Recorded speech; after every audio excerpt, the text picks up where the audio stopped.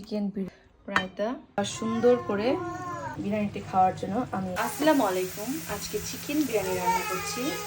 তো প্রথমে আমি বেরেস্তাগুলো ভেজে নিচ্ছি। ভাজা বেরেস্তাগুলোর উপর চিনি দিয়ে দিচ্ছি এবং এই সাইডে আমি চাল ভিজিয়ে বাসমতি চাল ভিজিয়ে আধা ঘন্টা রেখে সোক করে নিচ্ছি।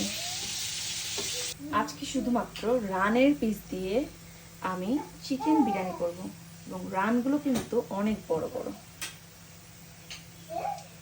এখানে 7 পিস লেগ পিস রয়েছে।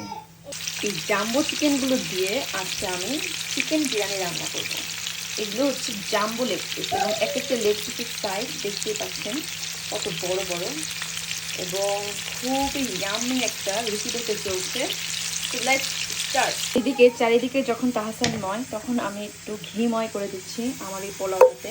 পোলাওটা বসিয়ে নিচ্ছি। এদিকে কিন্তু আমার চিকেনগুলো ভাজা ভাজা হচ্ছে। একটু ঘি না দিলে কিন্তু পোলাও জমে না। এবং আমি এখানে কিছু গরম মশলা নিয়ে নিয়েছি। গরম মশলাগুলো দিয়ে দিলাম এবং দিয়ে দিচ্ছি সামান্য পেঁয়াজ কুচি।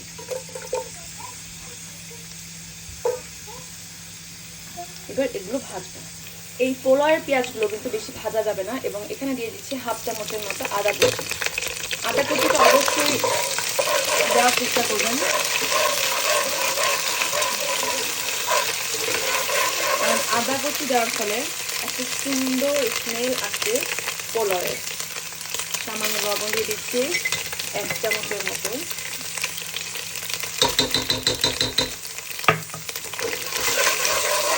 এবার কিন্তু আমার পোলাওগুলো দিয়ে পোলার চালগুলো দিয়ে বাসমতি চালগুলো দিয়ে ভাজার পালা। সামান্য ভেজে নেব 2-3 মিনিট। পোলাওটা ভাজা হয়ে গেছে। এবার আমি যতটুকু পোলাও চাল নিয়েছি তার ডাবল পরিমাণ পানি দিয়ে দিচ্ছি। সবসময় পোলাও রান্নার সময় খেয়াল রাখতে হবে পানির পরিমাণটা যেন সঠিক হয়। যেহেতু বাসমতি চাল আমি আধা ঘন্টা ভিজিয়ে রেখেছিলাম এবং এখানে আমি ডাবল পানি দিয়ে দিচ্ছি চালের। এতটুকু পানিতে পোলাও পারফেক্ট হয়ে যাবে। পোলাওটা বসিয়ে দিয়ে এবার হচ্ছে চিকেনটা ভাজার পালা। এবার চিকেনটা কিন্তু আমার ভাজা হয়েছে। আমি কিন্তু এর মাঝে এটা উল্টিয়ে দিয়েছিলাম। এই জাম্বো চিকেনগুলো এখন আমি একটু পাশে নামিয়ে রাখছি। কুচিতে সামান্য একটু লবণ দিয়ে এটা লো হিটে ঢেকে দেব। পেঁয়াজগুলো একটু সিদ্ধ হতে হতে একটা সিক্রেট রেসিপি বানিয়ে ফেলি। এই সিক্রেট রেসিপিটা বানাতে আমার প্রয়োজন হবে রোস্ট মশলার এবং টক দই। এটা কিন্তু দুবাইয়ের মারমাম ইয়োগার্ট স্পেশাল। এটা কিন্তু দুবাইয়ের ইউএই প্রোডাক্ট। এই টক দইটা কিন্তু অনেক বেশি খাঁটি এবং এখান থেকে 2 চামচ টক দই নিয়ে নিচ্ছি। সামান্য একটু নিয়ে নিই যেহেতু চিকেনগুলো একটু চামচ সাইজ, এর থেকে বেশি লাগবে না। এবং সাথে লাগবে টমেটো সস, টমেটো কেচাপ, টিফাটিনের।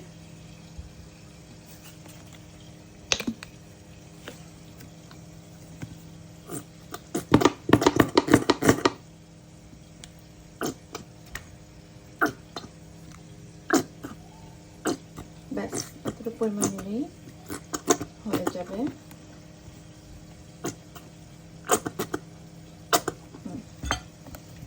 এবং এই দুটো উপকরণের সাথে আমার লাগবে রাঁধুনি রোস্ট মশলা। যদিও আমি এটা একটু ইউজ করেছিলাম, এখানে আমি বাকি মিশ্রণটুকু যতটুকু ছিল পুরোটুকু দিয়ে দিচ্ছি। পুরোটা লাগবে।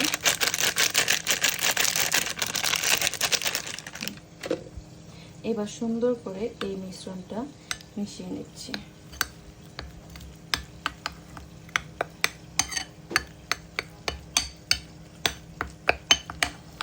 আসলে আমরা মনে করি বিরিয়ানি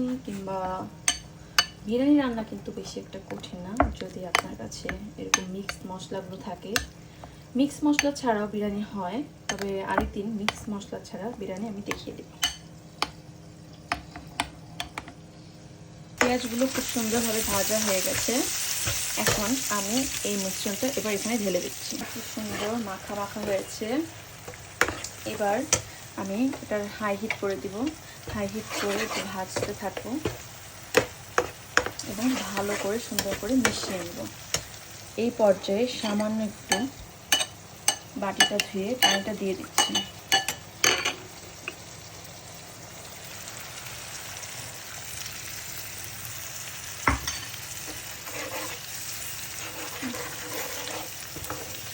এই মশলাটা যখন কষিয়ে আসবে তখন কিন্তু চিকেনগুলো দিয়ে দিব। তো এই পর্যায়ে পোলাওটা একটু দেখে আসি। পোলাওটা কিন্তু প্রায় সিদ্ধ হয়ে এসেছে। কিন্তু আমার ভাজা ভাজা কষা কষা হয়ে এসেছে। এবার কিন্তু চিকেনগুলো দিয়ে দেওয়ার পালা। তো আমি জাম্বো চিকেনগুলো 1 বাই 1 বিছিয়ে দিচ্ছি সুন্দর করে।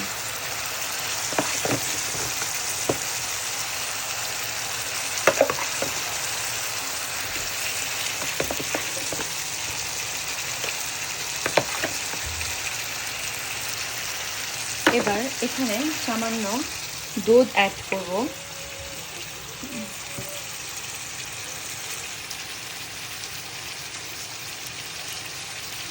যেহেতু আমি পোলাওতে কোনো দুধ অ্যাড করিনি, তাই আমি এখানে সামান্য দুধ অ্যাড করব।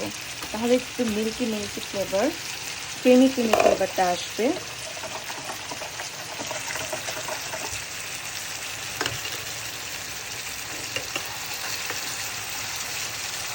দুধটা দেওয়ার আগে চিকেনগুলোকে একটু উল্টে পাল্টে দিচ্ছি। আমি অফ ক্যামেরায় এই রানগুলোকে 2-3 মিনিটের জন্য কষিয়ে নিয়েছি, এতে করে মশলাটা ভিতরে ঢুকে। এবার আমি এই মিল্কগুলো দিয়ে দিব। অলরেডি দেখতে পাচ্ছেন চিকেনগুলো কিন্তু অনেকটা জুসি জুসি হয়ে এসেছে।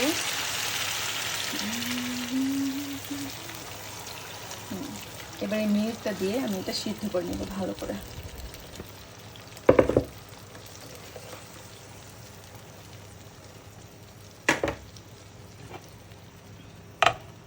পুরাটা ঢাকা যাবে না, কারণ পুরাটা ঢাকলে মিল্কগুলো উপর দিয়ে এসে পড়ে যাবে। এবার কিন্তু আমার চিকেনটা রান্না হয়ে গেছে। আমি কিছু কাঁচামরিচ দিয়ে দিয়েছি এবং দিয়ে দিয়েছি সামান্য রোজ ওয়াটার। এবার মিক্স করার পালা।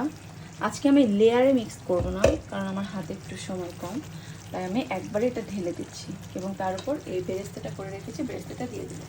ভালো করে নেড়ে চেড়ে সেট করে এবার আমি আমার এই বেরেস্তাগুলো আস্তে করে উপর দিয়ে দিয়ে দিচ্ছি। দিয়ে ভালো করে 10 মিনিট দম দিব এবং সাথে যদি আপনারা চান 1 চামচ দই দিতে পারেন। সরি, দই না, 1 চামচ ঘি দিতে পারেন। এবং এতে করে এটার ফ্লেভারটা কিন্তু চতুর্দিকে ছড়িয়ে যাবে দমে দেওয়ার পর। এবার ঢেকে দেওয়ার পালা। ঢাকনাটা দিয়ে ঢেকে দিচ্ছি। একটি পুরাতন তাওয়া নিয়েছি এবং মিডিয়াম ফ্লেম করে দিয়েছি। এই পুরাতন তাওয়াটা দেওয়ার ফলে আমার বিরিয়ানিটা নিচে লেগে যাবে না।